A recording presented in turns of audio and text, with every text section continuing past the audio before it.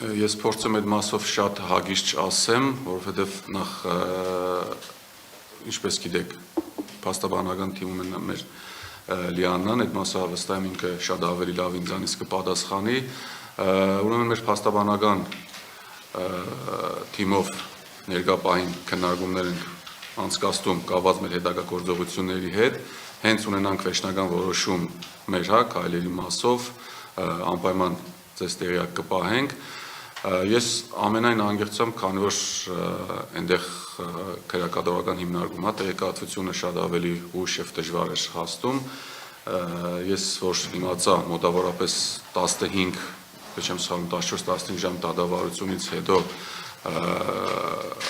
դատարանը գնացել է խորհրդակցական սենյակ եւ հաջորդ օր առավոտյան 11-ից հրաբարակել են, որ կալանք եւս 2 ամսով երկարաձգվում է, իմ համար արդեն այս ամենը ծիծաղելու էլ չէ, ողբալու աստիճան ցավալի է, որովհետև վստահեցնում եմ ձեզ, ես քրեակատարական հիմնարկում եմ եղել ընդամենը 28 օր, ոչինչի համար, իսկ ազգային բարերար հայրենասեր, հայրենանվեր մարդը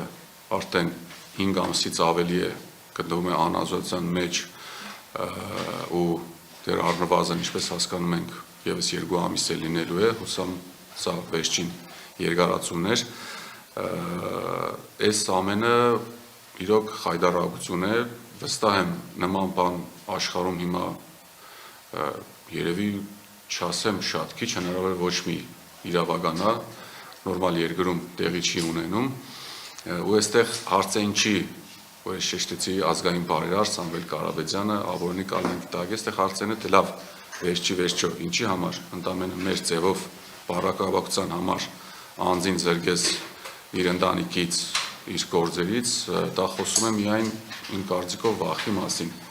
որովհետև ենթադրում եմ ողջամտորեն, որ ուղղակի Սամվել Կարապետյանը խանգարում է, ուրիշ ոչ մի բան։